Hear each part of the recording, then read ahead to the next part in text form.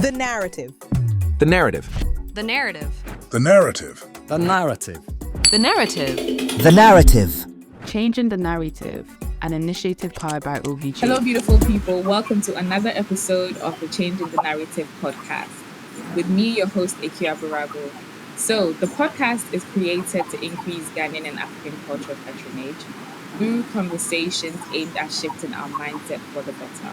I'm excited to let you guys know that this season of the podcast is sponsored by Newcomer, a social media platform created for African creatives to share their work, find jobs, as well as events.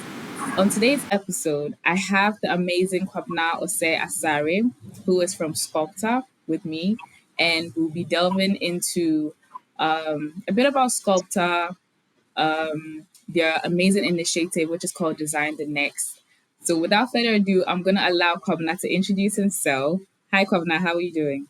Hi, Kia. I'm very good. How about you? I'm well, thank you. Thank you so much for honoring my invitation. Definitely. Thanks for having me on the show as well. I've actually listened to a couple of episodes from the season one, and I would say you're doing amazing work, and I'm already a fan of it. Thank you. It's nice to be part of Changing the Narratives podcast that you have it. So, yeah, we can get into the discussion or conversation today. All right, Kwabena. Yes. So let's start with a bit about you. Who are you? What do you do? What is Scolpta about? You know? Let me take it one by one, right? From the first part, it's actually supposed to be a very simple question, right? But however, it delves deeper into identity, who you are, what you stand for, and things like that, right? And I would say, for the most part, I've been shaped by where I was born and raised. I was born and raised in Cape Coast, right? And if you know Cape Coast is popular for two main reasons, I think. First, its relevance during the slave trade, the independence struggle, exactly, and its history. And secondly, it's also quite notable for having good educational institutions, right?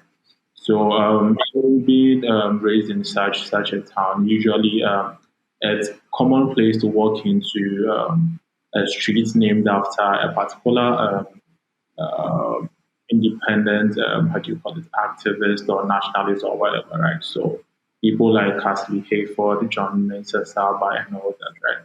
And what it does is that it actually opens your mind to their exploit and what they did, right? And having reflecting upon that exposure, you would usually be questioning a lot of things around you, right? Why I feel this way, why can't it be better, and all that, right? So most of who I am has been driven by curiosity, right? Because I question a lot of things. Not all of them would come out, but more of them are internal inquiries that I would do that. Why can't this be better? Why can't this be in a certain way, right?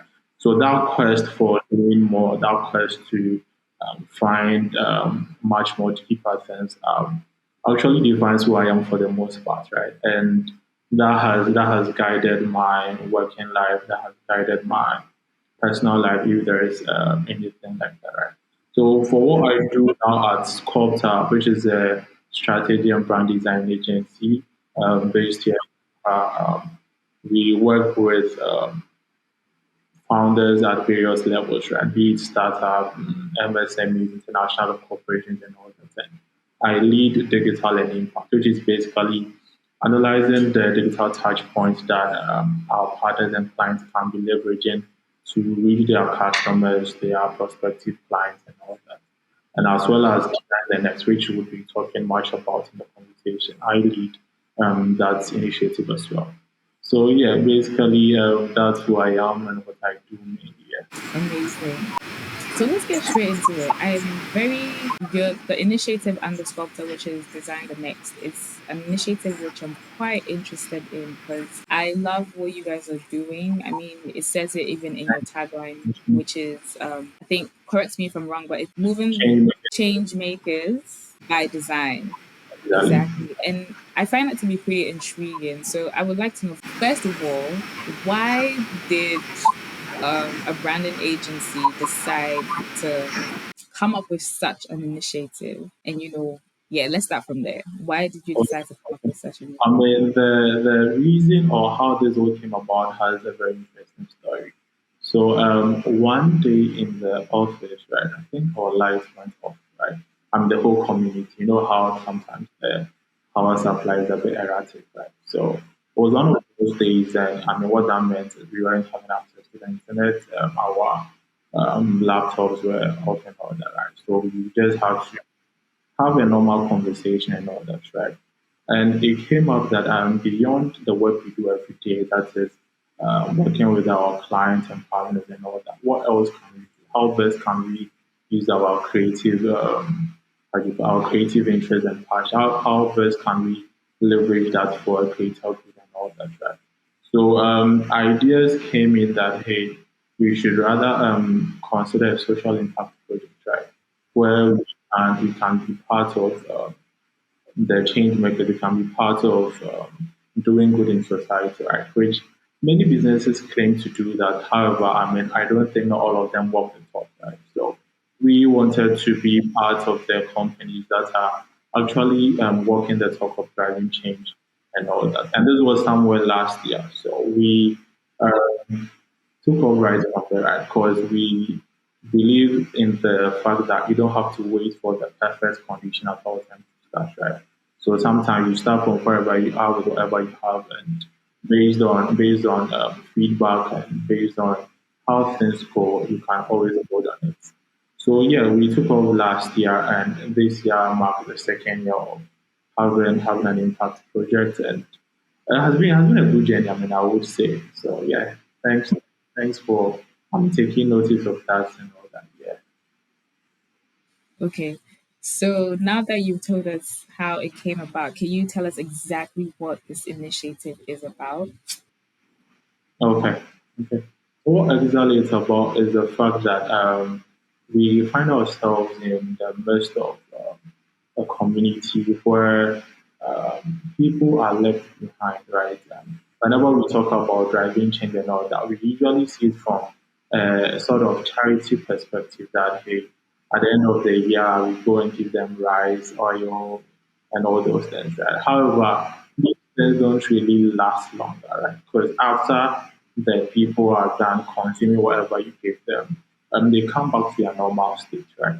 So we were thinking of first of all, that has a longer term effect on people, right? And one of the best ways to impact people or change people is to touch their minds and hearts as well, right? Because it is how they think that can shape their realities to an extent.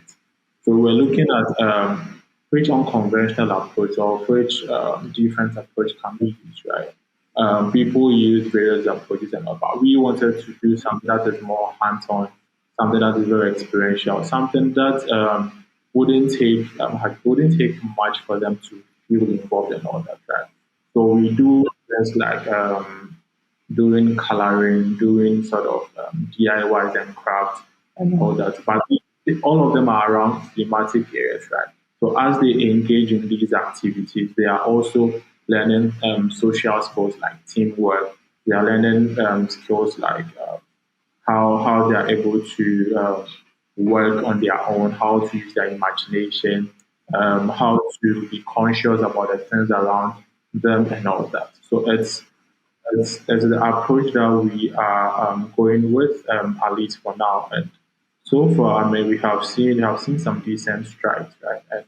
And sort of validate what we are doing, right? And sometimes, no matter how good we are doing, there is the need to sort of get validation to an extent, right? It affirms the path that you're on. And so far, our interactions have really yielded a positive outcome. So, yeah, that's That's amazing.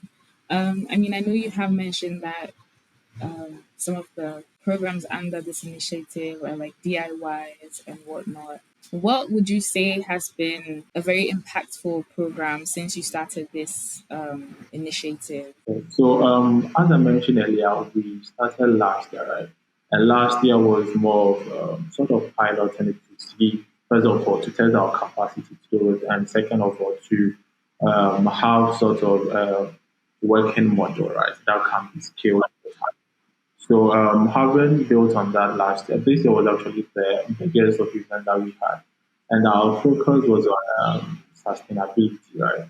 And from one of our works with our partners, usually conversation around sustainability, around climate change and climate action and things like that. We usually take it from the policy and the scientific perspectives and all that.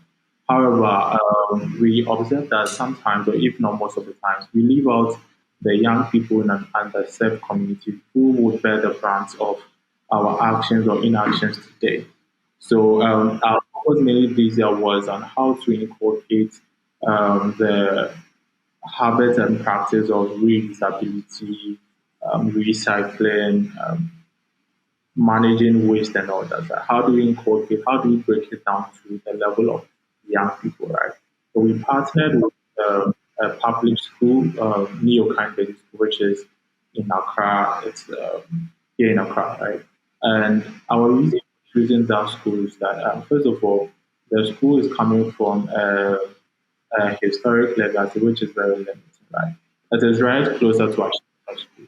And if you know, back then during pre-colonial Ghana, when the whites or when the people in the upper class were working at Achimota school and schooling or whatever, the menial workers over there, their kids were not allowed to attend that school.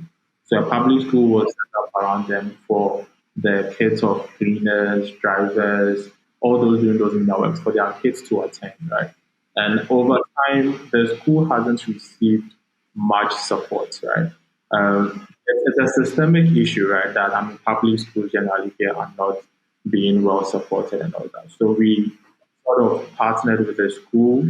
And last year we focused on just classes 1, 2, and 3. That's the lower primary, right? Because first of all, like I said, we were testing our capacity and all that. But this year we scaled it to class 1 to class 6. So we covered the whole primary school, which was over 150 students. And yeah, I think that has been the biggest thing so far that we did. How receptive are these students to the initiative and the programs and everything you guys draw up for them? In terms of how receptive they are, I think they are very receptive, right? It's something new to them, right? And if you're exposed to something that you are not, how do you call it, you are not exposed on the daily, it raises a certain level of curiosity and interest, right? So our interactions with them, interestingly, some of these concepts are things that they know, right? For instance, if you are dumping waste, you don't put plastics with food waste, with metals and all that. You segregate waste and all that. These are things that they do know. However, they are not well equipped to practice some of these things, right? So in our interactions with them, they would usually sort of let you know that hey, they know about these things to an extent. However, they don't really see the need of it, or they don't. They are sort of reluctant to implement it because it's more of they learn for exams, right? It's not really learn that they do for practice. So yeah, in terms of how they receive the programs, I think it's been very positive, I would say, and you can see the excitement on their faces. You can see the teachers how they are very supportive, like I said earlier, and all that. And that actually is the impact that we are looking at, right? In the end, it's not about ticking boxes, or it's not about having a CSR program and you would run a campaign or whatever. And then it's about the people that we have our focus and the change that we are looking at, right? I mean, all in our tech change the narrative as we have it. So, yeah. And I think it's very commendable work you guys are doing for these amazing kids.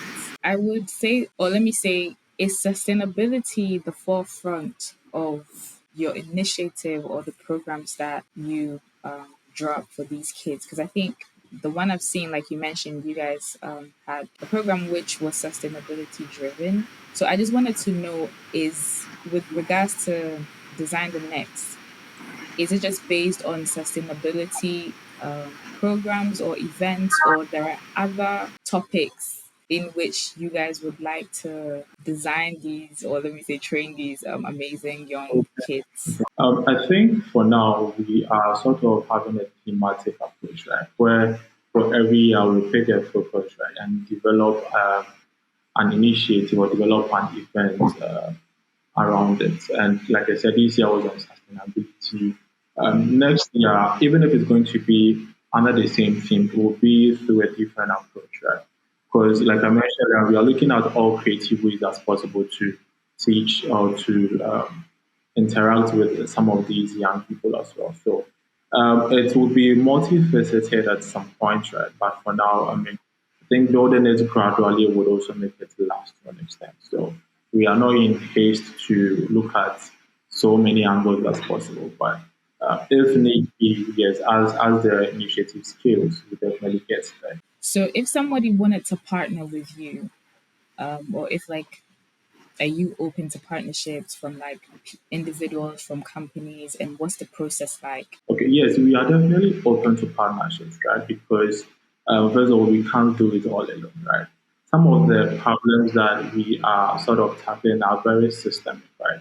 And fine, you can do what you can do to an extent, right? But in the end, you might not be able to totally mitigate or even eradicate the issues that are persistent. So it will be definitely prudent for us to open up to many people, whether private or from the government and all that, right? It will be very, very cool of us to have sort of a working partnership with them to scale even beyond Accra and even beyond Accra as possible. So we are definitely open for that. I think you can reach us on social media, on Instagram, LinkedIn, Twitter as possible. So I mean X. We usually call Right. It's no longer Twitter, it's X. I feel like we all haven't transitioned. I yes, you can find us there and design the next. So a DM away, an email away, and then yeah, it's not anything rigorous that you have to go to. I mean, just a simple message. You can take it from there. That's amazing. You mentioned that some of the things that you guys are trying to solve are certain systemic um, issues. I would like for you to touch on some of these systemic issues that you've discovered and you're using Design the Next to kind of tackle these issues. Okay, so some of the systemic issues that we have in our, I'll just take the education system for instance. First of all, the kids, especially in public schools, are coming from low income homes, right? And if they are coming from low income homes, yes, in as much as at the basic level, education is free and all that, they don't really have the prerequisite textbooks or teaching and learning materials to enhance the teaching and learning for these kids, right? So most of the time they will sort of improvise, right? So they'll be using cardboard to, let's say, if they are learning about their national heroes or they are learning about body parts and all that, they'll be using cardboard to draw and all that, right? The materials are not all that durable, but in that instance, that's what the teachers can do or can afford, right? So it's really a big issue, and because the kids at the lower level, they mostly learn by being able to visualize what's being taught, right?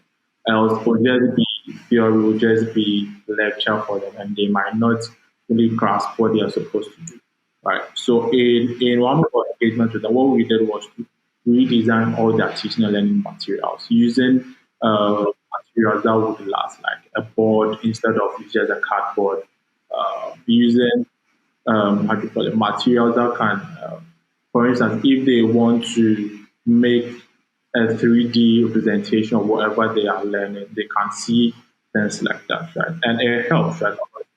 When you're able to see what's being taught, you're able to, I mean, in the end, understand what you're supposed to do or the lessons, expectations, right? So it's one of the specific issues that we have in our public education system. Another issue that we have would also be the state of the environment in which the kids are learning. It's not usually it's not usually optimal for them to be able to learn. In the school that we partnered with, the environment was very bare. So in the heat of the sun, when the air blows, the classroom becomes very dusty. You get it? And it is not the best of states for them to learn. So we actually planted trees. They say planted 50 trees for the school that we partnered with in the hope that over time the trees would definitely grow and would improve the air quality in the school and all that.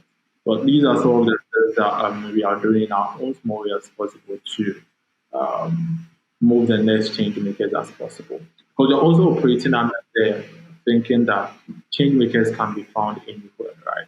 It is our ability to find them where they are that would actually define the strides that we are making, right? So whether served or underserved community, there are people that would need to be touched. There are people that will need to be equipped, empowered in so many ways as possible. So that's what we are on, and yeah, it's been a good journey, I would say.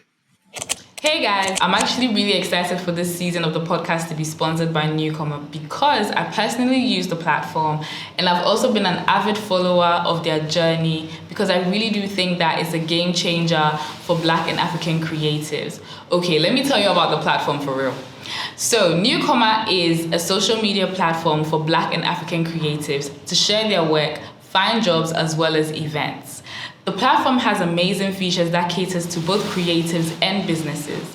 For creatives, you can use Newcomer projects to create an online portfolio that allows you to collaborate with other creatives on the platform and also attract clients. Businesses can use Newcomer jobs to set a description, set a budget, and post their jobs for creatives to apply.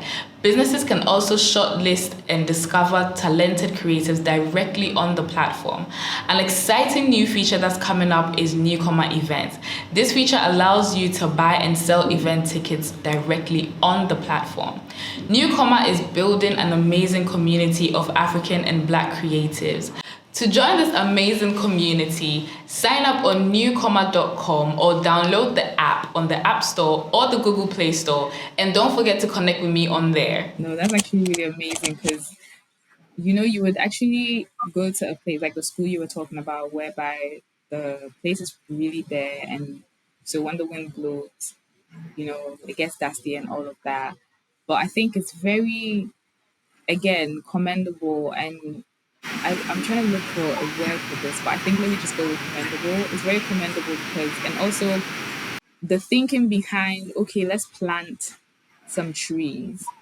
So that not only is it going to give these students shade, but it's also going to improve the air quality, like for the Exactly. students and in the school. And I think that's actually really interesting because, to be fair, I didn't even think that far. Because when you were talking about it, I'm like, oh my goodness, we need to definitely like build more spaces within that school in order to give the students like the ability to have shade. But it's like it's very simple things like even building like planting trees. Yeah, very simple things, right? I mean, sometimes we think we would have to have something gargantuan to do or whatever it is, right? But it's just the simple things, the things around us, like bottles, giving it second life, using bottles for pencil cases and things like that, right? Fabric scrap, it can be used into a mat. And I mean, there are so many things around us, right? We don't have to wait for anything huge before we move, right? It just starts with the little things around us. And the aggregation of these things actually leads into something bigger. So that's So what would you say have been some of the challenges since you guys put up the initiative?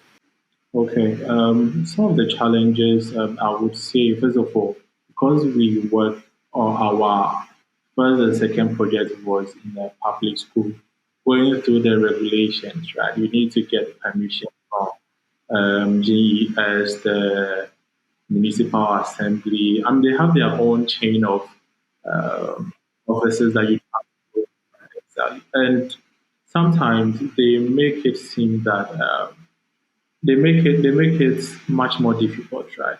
Because first of all, you're not even sending those. You are doing hard copy letters, right? You have to move the letters to various offices. You have to follow up with a call. I mean, the usual um, blockades in our public institutions, right? So it's one of the major challenges that we have. Um, Another challenge would be the after the project, right, we usually entrust the teachers to see towards that whatever was taught was, how do you call it, was continued, or they see the how do you call it? They see the project to become running, even with our absence, right? So usually you might not be able to be there 247 to ensure that are they really segregating their waste? Are they using the teaching and learning materials the way that they are supposed to and all that, right? So a bit of monitoring issue, I would say, because you are not there all the time. And the last thing I would also talk about would be issues of funding, right? Um, it's quite tough, right, in our part of the world where you are trying to raise funds for social projects like this, right? Especially if you are not really well known, you are not fully out there like that. Usually, they would want to see a lot before they would put in They want to any see sort like any 5 years resource for experience, that. or So in this case, yeah. So it's been quite a challenge for us. However, we haven't made all these things I've mentioned. We haven't made them a hindrance for us, right? We are still pushing through regardless of all these things. Because if there is the will, there will definitely be the way. So we have been actualizing this since last year, and yeah, it's been a good ride. that's amazing. So, what would you say are some of like the highlights for you with regards to this initiative? The highlight for me, first of all, has been the fact that people are seeing ways that they can be part of the change, right? After last year's project and this year, I mean, we received a couple of mails, messages, people showing how interested they are to be part of this, right? And also how being part of this, I mean, in as much as you are helping people in an underserved community, you're also finding a part of yourself that you may not have been able to know that if you aren't part of this, right? Because in as much as you are focusing on others, it also brings to light a part of you that is sometimes hidden or probably not prevalent enough, right? So a highlight for me would be the fact that people have seen that they can be part of the change, which is very high for me, right? Because yes, I mean we might complain about government officials, people in higher authorities, and all that, and I believe yes, they are supposed to be tackling some of these things. However, we know how deficient they are. We know how.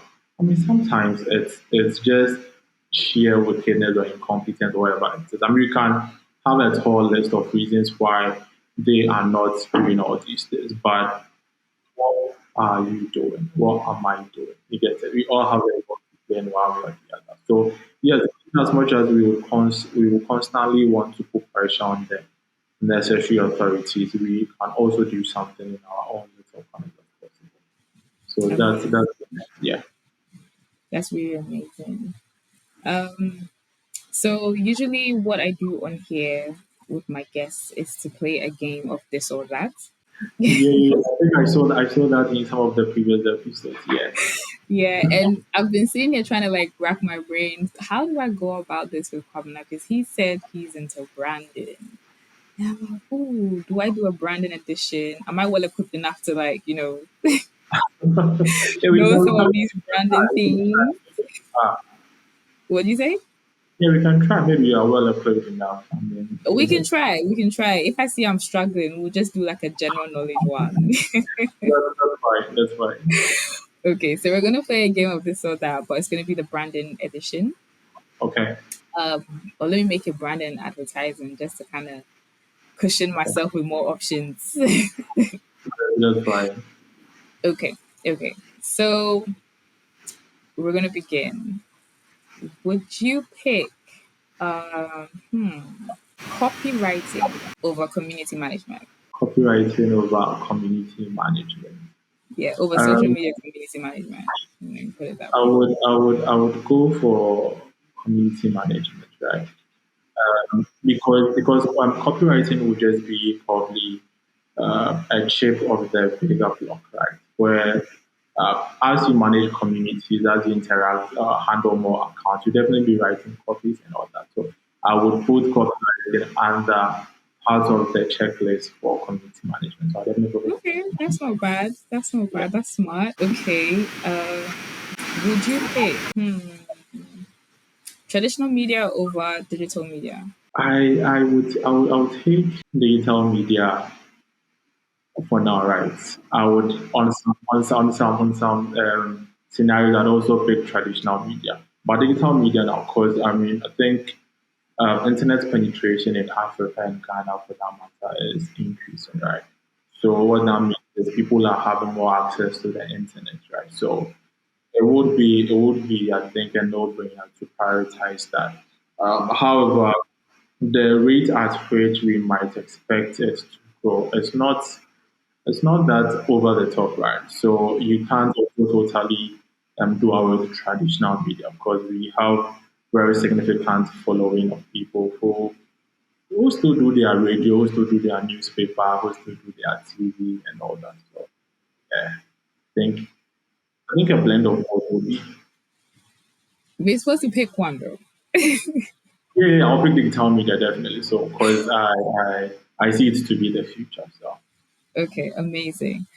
Okay, let me see. What's my last? I'm trying though. I'm really trying. yeah, I can see. Okay, I think my last one will be. Oh, okay. Account management or production. Do you guys do anything in product like related to production? Yeah. We do bits of production as well. I would go for production, right? Because first of all, it takes you to so many places, right? It's one of the moments where you will be out of office, right? And sometimes it would even be out of Accra, different place and all that. And if it's a place that you haven't been before, definitely you're excited to see the new places and all that. And also, it's sort of fascinating to see before the work and after the work, right? After the work, you usually see a perfect output and all that, but behind the scenes, it's a lot of cancellations, a lot of sweat, a lot of man hours and all that. So yeah, I would go for production. It's interesting, yeah. That's amazing. Okay, I think I tried. I tried with the You did, options. you did, you did, you did. I'm very thinking of it. That's great. That's great. Kwabena, I would really love to thank you for coming onto the podcast to discuss the Design the Next initiative. I think it's an Yeah. amazing initiative. Before you wrap up, I think I have a question for you. Okay, you have a question for me? Yeah, I mean, Okay, this is how the hard first. This is actually the first time my guests is this have a the first? question for me. Yeah. Oh, okay, okay. I mean, yeah, I mean, you've asked a lot of questions. I mean, quite about what I'm about and all that. I mean, I would also want to know how through the podcast you're also being part of the change makers. Say again. I mean, how are you being part of the change makers through the podcast? I mean, what has been How the am I highlight? being part of the change makers through the podcast? Okay, that's What it. has been the highlight for you? What has been the highlight for me? Okay, let me get your question right. What has been the highlight for me since I started the podcast? Yeah. What has been the highlight? I think the highlight for me, let me see if I can give you like my top three. Okay. Yeah, I think so. My first highlight will definitely be people actually listening to the podcast Okay. Okay. because it's like, oh my goodness, they're actually listening, right? Yeah. And I think another highlight for me will be the feedback. The feedback, the feedback has been amazing, and I think another highlight will be when I released the last episode of the first season. So that was even released in a newsletter format because we had some technical issues with sound. And um, there was a comment on LinkedIn under that post from like one person who had benefited from Binewa, who is an amazing individual. So she's in the music industry, but from a place of amplifying Ghanaian and African music through her work. So she started doing this using Hamatan Rain. and she's currently working at Spotify, Spotify West So, Africa. And it was really nice to see a comment under that post from one of the people that had actually benefited from working with Hamatan Rain. And so I just felt like, oh, this is really amazing. Like you never know who you're like highlighting. Because I just felt like with this podcast, the main aim really is not only to have conversations that shift our mindset for the better, but also to spotlight people doing amazing things in Ghana, in Africa, and also in the diaspora, right? And what Benowa does, and literally every single person I have interviewed so far, is just really amazing, right? And so for you to see how someone has benefited from an individual who, out of like, mere passion or curiosity or anger of some sort, decided to put out a project and someone actually it helped someone. For me, it was just like, oh, this is amazing, because she's literally changing that narrative of, um, how do I put it? In this case, for me, I think that the narrative she's changing here is creating that platform for African artists, and for him to say that I'm a beneficiary of this, I was like, oh my goodness. Like that day, I was literally screaming. I yeah, remember sending like, you have stars all over your head, like in what do you cartoons. say? You have stars all over your head. Literally, I was like, oh my goodness, this is like really cool. So yeah, those have been the highlights. I mean, there've been different other ones as well, but I think these ones have like topped it for me. Yeah. I mean, do you wish the pace of change was faster? Um, to be honest, right? I don't know. Okay, I think how I'll answer this really, for me, I believe that um, these things that, for instance, my podcast is highlighting and what you're doing with your initiative as well, I believe that there are so many people that are doing these things, right? So it's not that the change isn't happening or is not happening as fast as we would like for it to. It is happening. It definitely is.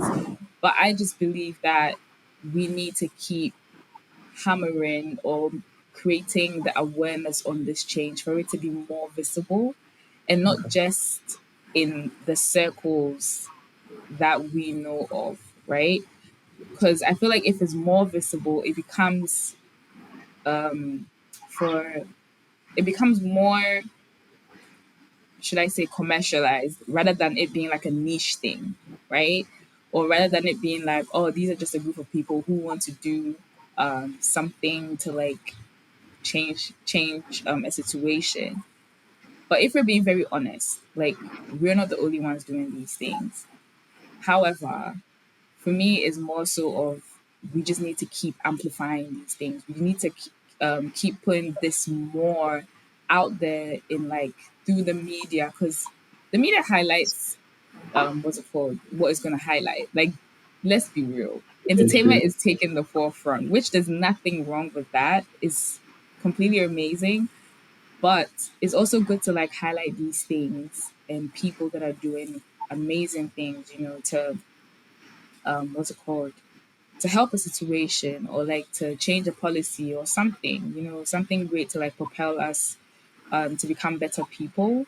You know, so for me, it's more so of I don't wish the change will happen faster. The change is there, but can we just make more noise about it so people know that it's actually happening and they can also take part, in whatever that anyone is doing to change a certain situation. Yeah, Yeah, makes sense. Makes sense. I mean, that's it. The change is happening. We need more people like you to put the stories out and all that. And we, with the hope that the more the stories get out, the more it would inspire others to go. So yeah, exactly. we agree Exactly. with At this point, I should just give you my podcast. So you be asking me the questions. that's cool. That's cool. That's cool. Yeah. I Well, don't thank have you any so more much. questions. So, You don't yeah. have any more questions? Thank you so much because these are really amazing questions. And thank you for honoring my invitation again. Yeah, I mean, I hope there will be more people who will be inspired by this and also take more action. I hope so too. And anyone listening who would love to definitely take part in the Design the Next initiative will have like their contacts and social media platforms in the description for you to reach out to them. They are very open and I'm sure they have amazing things planned. Are you joining us next year? I mean, for our I success. have to. I have to join you guys. There has to be. You people need to make way for me. I'm putting myself there. So That's fine. That's fine. I'm already there, Kwabena. Like, this is not even a question. All right. Okay, Yeah. Yeah. So I definitely cannot wait for what you guys have planned for next year and also how I can get involved, how even we as a podcast can also get involved to support. So thank you again. thanks for having me. Yeah. Thank you so much for tuning into the Changing the Narrative podcast. If you enjoyed this episode, do me a favor and like, share, and subscribe to the Changing the Narrative podcast.